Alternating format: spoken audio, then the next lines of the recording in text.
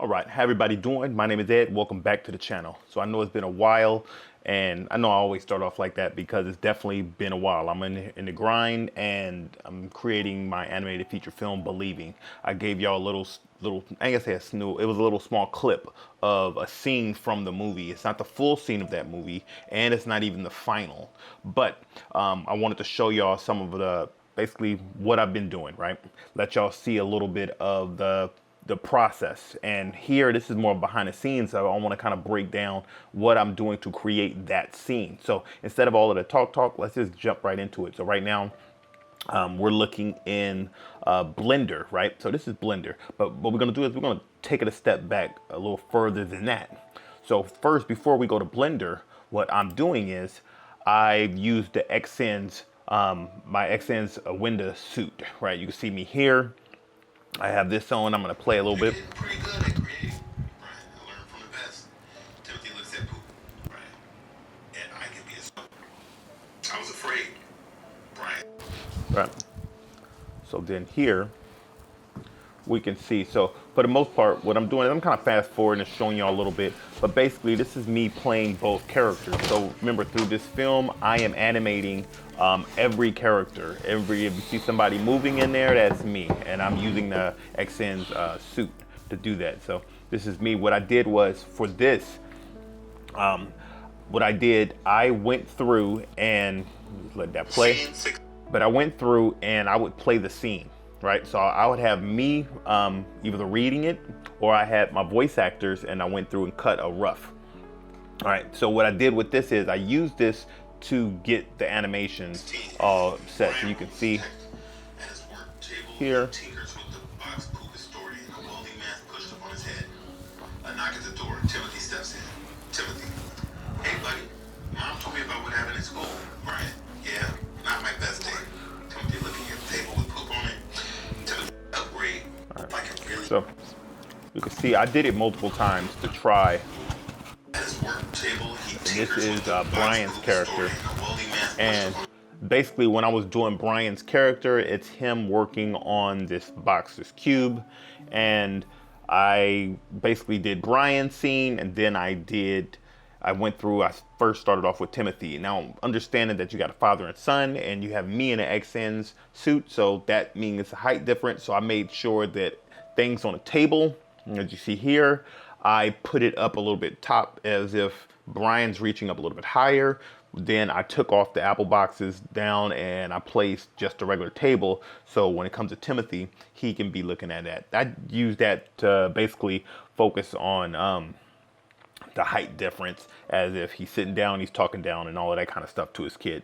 So I went from there of taking that Xsens data, and then I took that over into iClone. As you can see here, I have both characters that I created, and I basically place them in there. I add in the Xsens motion capture information that I have, the FBX files, and I can go start to play it off. Then what I do is I go through the animation create, I go to the Aculips, and I basically, after got the animation from the voice actors, I come in and I bring that in here. So then when I hit play.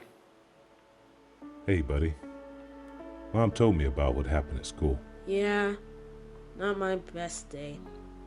So I put those in there, and then that's when I'll really work on my blocking and getting the character staged. I even bring in certain articles, like you see this stool that I'm gonna have Tim sit down on, and I do that because this is actually in the scene in Blender, and I basically just export those scenes, everything that I built up. So I basically built every scene and every location that's going to be in this film. So then I can just basically import anything that I need to go through if I need to match certain things. Because remember, I did the Xsens animation in my office, and I don't know if this chair that I was sitting on is going to be the same exact one for the character height. You have all of these differences. So in here, what I can do when I'm on my character, let's say Tim, I can literally go through in my edit motion layer. I'll get the skeletons and all of those good things up.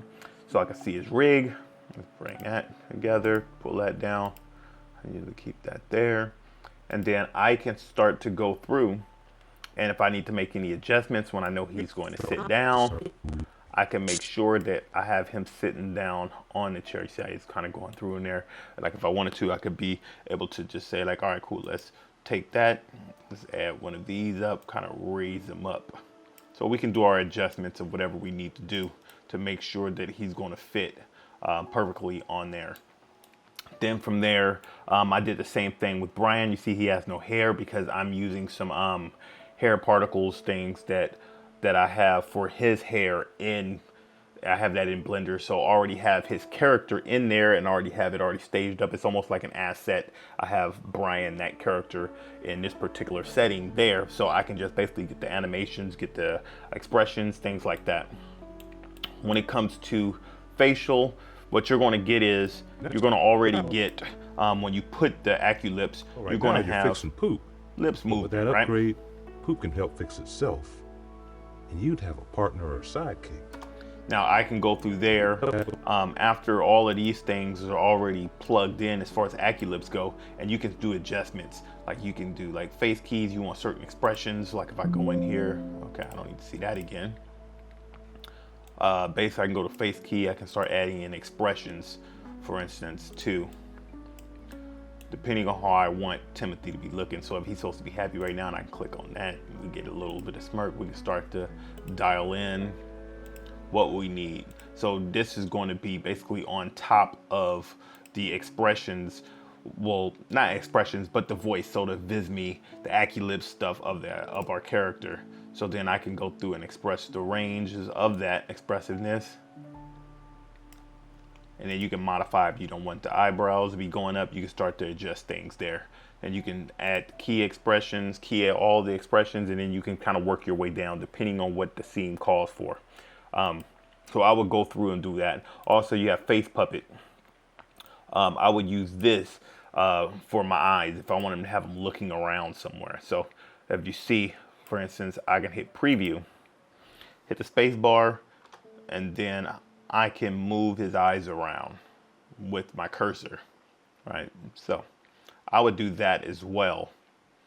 I started off with when it comes to doing these things that I would go through and use my plugin Motion Live, and I have my phone and I would go through and do that. And what I noticed was, depending on where I'm looking, sometimes because you got the camera, you're just looking at yourself, you're trying to hit this stuff where you look at, and sometimes it seems like my eyes were getting a little cross-eyed, and I didn't want that. So I just kind of do this as far as when it comes to what I'm doing. I'll just go through and do the face puppet and just do the eyes, but I still use the Motion Live for blinking. So I like that as far as the eye blinking, because I can make them slower, I can close them, I can kind of just assemble, in which you can do all of that stuff from the face puppet as well.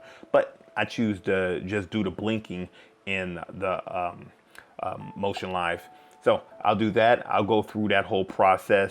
We'll start dialing things in. If I know it's certain things that I need to grab or things I need to hold, we can add in, we can create different dummies if we wanted, like primitive shapes and like a boxes or whatever. And then we can also add reach targets so we can make sure that their hands connect to something. And you can kind of go around and do there. But that's pretty much what I do for the scene. So I'll go through with this is a good chance where you can get your blocking done, right? Blocking for the characters, you can get eyes, expressions, things like that. You can pretty much dial all of that in iClone, right? So I'll go through there. I'll make sure that they have all their marks. If I need to do anything, let's say for instance, when I'm using like the hand animations and I have the gloves, if the fingers are not exactly how I want to, because every now and then you get the little thumb weirdness and I don't want that to happen. So I will go through, and then from there I can actually go, hold up, give me a second, I will show you. So if I'm looking at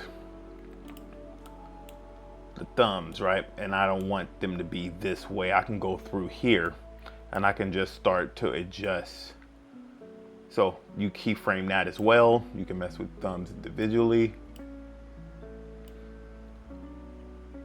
So you would go through, adjust, do what's needed to make sure that, hey, your character is going to get exactly the hand expression. You can actually move. Let's say, for instance, you have something overlapping, so it's going into his arm. We can go through and do a little adjustments in there. You will see those things pop up as far as in your motion. You can see all these these are keyframe, basically call outs and things like that. So I got a lot of stuff there, but I'm not necessarily doing this because I've already done it. I'm just showing y'all some of the steps that I've taken. And then from there, I'm going to go through the plugins. I go through my Blender pipeline. I'll export character, blah, blah, blah. So picking on which one I need. And then from there, after I have all of that stuff dialed in, I'm going to bring it over into Blender. So in Blender, we can see this is the scene that you've seen. This is basically Brian's room. We have here. So I have the room all set up. I'm going to get ready to show y'all how this looks right now. But here I will import the characters in. I will go through as far as my pipeline, the CC, boom, boom, I'll import the character. I'm not using Rigify. I'm just bringing the character in. I can still go through and change the skeleton. Rigify gives you a little more access tools to movement, but I do a lot of that cleanup already in iClone. So when I come in here, I'm pretty dialed in for the most part. So in here, I already built the scene. We can see this is going to probably be a little bit of a process. Let's let this thing go through for a second. All right, so we're in here now. You can see how it look all lit up. Then from being in here, all right, so we're gonna take its time. So in here, I can go through and show everything that I set up. Now, as far as all of these assets and things like that, I went through, if you look up here, basically you have, what is this, Blender kit? Give me a second. You start going in there, everything start moving slow. So you basically got to play a paid thing. I can't even speak right now. But you got a paid thing. This is Blender kit. And you can type in pretty much assets. I paid a yearly subscription on here. These are things that's gonna be licensed out that I can be able to use, because the ultimate thing is when it comes to a lot of this stuff, I am not like some great at animations and an animator, like some people will call themselves 3D animators, and they go through and they'll be sculpting everything and they're modeling and they're rigging, and I'm definitely not that. I am a filmmaker, I am a creator, a storyteller. So to utilize a lot of these tools, I'm not going to go through and sculpt some of these things. Some things I did sculpt and create myself, but I'm trying to look at basically when it comes to being like a one-man band on creating an entire feature film, there's so many different aspects and jobs that you're going to have to look into, and that time to try to master or learn how to do everything, it's going to take years, right? I've been messing around with Blender for a little bit over a year now, since September of last year, of 2024. So it's been about a year and a couple of months.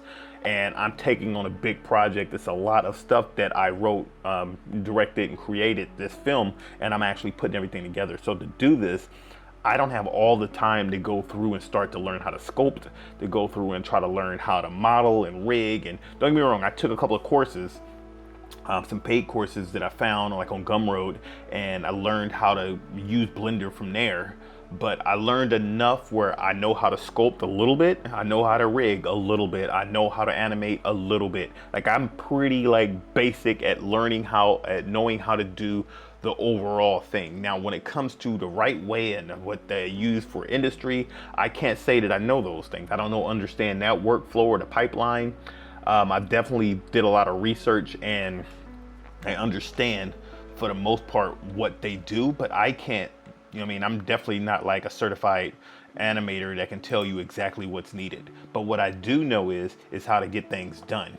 And to do that, what I've been doing is I've been finding assets and things that I can utilize and be able to get licensing on, so I can be able to create my feature. And assets is like one of those things. Add-ons, I'm using like every add-on in the book.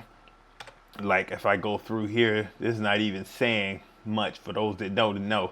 I got add-ons up the wazoo. Have I been spending money on those? Yes. When it comes to this feature film, it's definitely self-financed, and a majority of this process of what I'm doing is learning and purchasing add-ons to help assist with certain things, some things that I don't need. But you can see a lot of the steps and things that I'm taking to create this. As far as the rendering out right now, I am in the rendering stage of creating this film. Okay, so I have every scene developed. I am still putting things together as far as you see what what I showed you. I have all of the characters. I have all of the scenes built, and then it's basically staging, blocking, getting everything set up, adding in the voice actors that did an amazing job on this project, putting their voices to the characters and for per scene, and starting to bring that from iClone into Blender, putting it in a scene, lighting it correctly, right? So when it comes to lighting, the way I have my stuff staged right here, you can see the different lights. So I basically staged I staged it with lights, and I'm not using a lot of I'm not going through and like rendering out passes and then going through and doing like OpenEXR multi-layer passes. I'm not saying that that's probably the best. The best way is probably to do that. I've researched enough of that. As far as the workflow goes, me being able to try to push through on this project and get things done, I have to do what's going to work best to get things moving quickly as possible, because it's a lot of stuff that I'm trying to push out, and I want it to be the best that I can make it be without having to go through and learn new things after new things. So this is some of the stuff that I've been doing in here. I basically staged the light, because the good thing is I understand filmmaking. I understand lighting, and I'm talking about live action. So I'm just basically implementing the things that I know from actually being a filmmaker, of making a feature film, into these things. All of the little other projects that I've worked on, commercial work, different things that I've worked on, I'm putting that into this to make sure that, you know what, it's probably not going to be no $100 million movie, because this is not a $100 million project, right? And it's not a crazy team of 300, 400, 500 people with animation studios. It's me. And to do that, I'm just basically putting in all of the information that I know into this to get it done. And so far, everything is coming together pretty good. We can see how I'm doing that. I'm basically adding in lights. This is not necessarily a tutorial on how to do what I'm doing, but just kind of an overview. And if y'all want to see more of me talking about these things, then I'll definitely go in there. And you know what I mean? It's a lot of work. It's a lot of fun. It's a lot of headaches. But it's a process that needs to be done when you're someone that's on a mission to get something done. This is going to be an animated feature film, and there's a lot of work, and I'm here for it. You know what I mean? I'm here to make it happen and get things done. So that's a little bit of overview of what I'm doing. Like I said, right now I'm at the rendering stage, which is crazy, right? So just to give you a little background on that before I let you go, I'm rendering these right here. If you can see how I'm doing this stuff, I'm rendering basically at 2K. So it's, you know what I mean, I'm rendering at 2048 over 1080. So it's like a little bit higher than 1080. But, you know what I mean, it's pretty much 1080. I'm using OpenEXR, RGB. When it comes to some of my settings, I'm doing samples, max samples. I'm going 256, not crazy thousands of samples, but I'm doing at 256 with a noise threshold of 0.0220. A lot of research of looking and seeing what I can do. Can the quality be better? Yes. The only thing is, this stuff at rendering, when like this, for instance, is 2600 frames, this was rendering out at about 1 minute and 45 seconds to 2 minutes. And now this is with turning off. I turned the compositor off. I went through, I'm not trying to go through the settings. There's a lot of videos out there that talk about what settings they're using, but at 256 samples, you're still going to get a little bit of noise in it. I'm not adding in denoise on my render, because I want to make sure that when I push this thing out, I'm going to be taking it into DaVinci Resolve after going through After Effects, but going through DaVinci Resolve and basically adding some like the temporal noise, some denoiser there to clean it up, to get it just enough. In the hair, you will probably see a little bit of noise, but that is the trade-off from trying to go a higher sample render to waiting 4 hours and 10-15 minutes. With this way of rendering, like I said, I'm rendering at about close to 2 minutes on this scene. And if you say 2,600 frames, you can do the math of seeing how that thing go. For one scene, you're looking at waiting a couple of days, 2 to 3 days. So what I did was, and I have an overpowered computer. I have a Puget Systems custom build. It has an NVIDIA A6000 in it, right? So it's expensive. You know what I mean? I've definitely been doing this for a while as far as filmmaking goes and creating. So I definitely invested in myself. Doing this project, what I had to end up doing was I had to end up buying a laptop that can help with rendering, because I couldn't afford a render farm. I reached out to a couple of render farm houses and they're like, hey, that'll be $160,000 for 2K. I'm like, okay, cool. This is independent, right? So we're looking at a film that I'm looking at. This is going to be under 15 grand total. You know what I mean? To get done and created. So to me, I purchased another, well, I can't say another. I have my main computer, the one I just mentioned, and then I purchased a laptop that's an RTX 5090 to be able to offset. So when I set up something, I get a scene done and I get all of the stuff set up, then I'm going to export that. I basically make a copy of that project file. I put it on there. I start rendering on that. I work on the next scene here. And then I start doing that kind of trade-off. So at any given time, I'm always having a computer rendering out. And you have to go through this. So think about it, it's a full feature film. It's going to take time.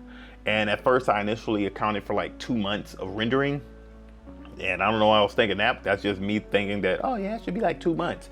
Yeah, this is going to be 3 to 4, maybe even 5 months of rendering to try to get this thing done. And that's saying as everything work out. I might make some mistakes, and who knows how these things are going to be. But ultimately, I've been talking for a long time. I wanted to give y'all a little just update on how these things are going and how this scene looks. I definitely built it up. I've been adding textures. I'm adding all of these things, lights, cameras, you know, all of that goodness to try to make sure that you get that scene the way you want it to look. And I like how it's coming out. I do know how to make the quality a lot better, but I, as an independent, don't have the time or the money to pretty much go in there to get higher sample counts without having to jeopardize the process going out too far. All right. So I think what I have right now is definitely good. Would I like it better? Yes, I think anybody would, right? But understanding the way you're going to get something done is not necessarily by trying to shoot for perfection. It's by understanding what your reality is, what you can make happen, and approaching that and holding yourself accountable, as well as making sure that you do what's needed to get the things done and try to hit those marks. All right. So other than that, I've spoken long enough. This is definitely a longer video right here, but I just wanted to kind of give y'all an update on what's going on. This animated feature film, Believing, it's a grind, it's fun. I'm going into it. I'm definitely, if y'all have any other ideas, if y'all saw things out there that can help that workflow, you can definitely leave them in the comments. But other than that, I'm gonna let you do your thing. Get out there, keep creating. I'll talk to you later.